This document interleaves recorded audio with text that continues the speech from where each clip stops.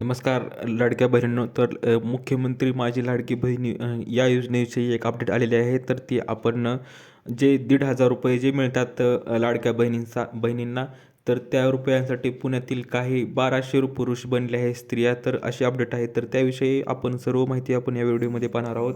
आणि मुख्यमंत्री लाडकी बहीण योजनेविषयी अपडेट आलेले आहे, त्याविषयी पण माहिती आपण या व्हिडिओमध्ये पाहणार आहोत. तर माहिती पाहण्याच्या अगोदर तुम्ही जर चॅनलवर आला असाल तर क्रिश अपडेट या चॅनलला सबस्क्राईब करायला विसरू नका, जेणेकरून लाडकी बहीण योजनेबाबत अपडेट तुम्हाला लवकरात लवकर मिळून जाईल. तर जसं की तुम्हाला सांगू शकतो की जे 1,500 मुख्यमंत्री लाडकी बहीण योजनेअंतर्गत मिळतात, परंतु काही पुरुषांनी फॉर्म भरून टोटल 1,200 पुरुषांनी फॉर्म भरले आहेत आणि 1,500 घेत आहेत. अशांमुळे खऱ्या लाडक्या बहिणींना पैसे मिळत नाहीत. तर लाडकी बहीण बाबत जे हैराण करणारे प्रकरण समोर आलेलं आहे आणि आता 2.5 लाख महिला टार्गेटवर आहेत.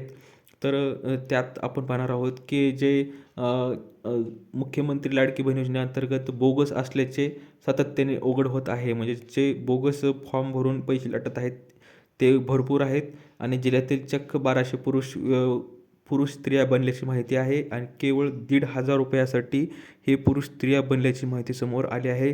आणि त्यांच्यावर काय कारवाई करायची या दृष्टीने प्रशासकीय यंत्रणेकडून कार्यवाही सुरू करण्यात आली असल्याची माहिती सूत्रांनी दिली आहे.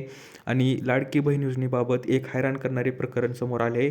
पुणे जिल्ह्यातील लाडक्या बहिणींना KYC नंतर 1,500 रुपये मिळणे बंद झाले आहे आणि आता 2.5 लाख बहिणींची पडताळणी पुन्हा केली जाणार आहे. आणि हैराण करणारी बाब म्हणजे पुणे जिल्ह्यातून आतापर्यंत 1,201 पुरुष लाभार्थ्यांना लाडकी बहीण योजनेअंतर्गत फायदा मिळत आहे, असे स्पष्ट शासनाला कळलेलं आहे.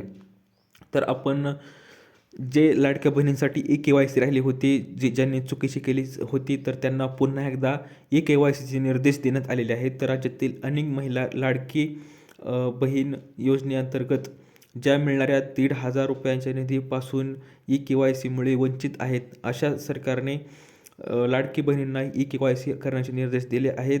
आणि यामध्ये अनेक अडचणी देखील होत्या. अर्ज जमा केल्यानंतरही महिन्याचा निधी सुरू झालेला नाही. अनेक महिला लाभार्थ्यांच्या तक्रारीची दखल घेत महिला बालविकास KYC पूर्ण केलेल्या सर्व महिला लाभार्थ्यांची पुनर्पडताळणी करण्याचे आदेश दिले आहेत. आणि जिल्हा प्रशासनाच्या निर्देशानुसार ही पडताळणी आता अंगणवाडी सेविकाद्वारे करण्यात येत आहे. तर ज्या राज्यातल्या काही जणांनी KYC चुकीची केली आहे, तर अशांना सांगू इच्छितो की त्यांनी लवकरात लवकर आपल्या गावातील जे अंगणवाडी सेविका आहेत त्यांच्याकडे जाऊन KYC व्यवस्थित करून घ्यायचे आहे, जेणेकरून आपल्याला आपले जे 1,500 रुपये यायचे आहेत ते लवकरात लवकर मिळून जातील. तर दिलेली माहिती समजली तर व्हिडिओला लाईक करा, जास्तीत जास्त शेअर करा आणि अशाच अपडेटसाठी क्रिश अपडेट या चॅनलला सबस्क्राईब करायला विसरू नका. तर भेटूया व्हिडिओमध्ये. तोपर्यंत धन्यवाद.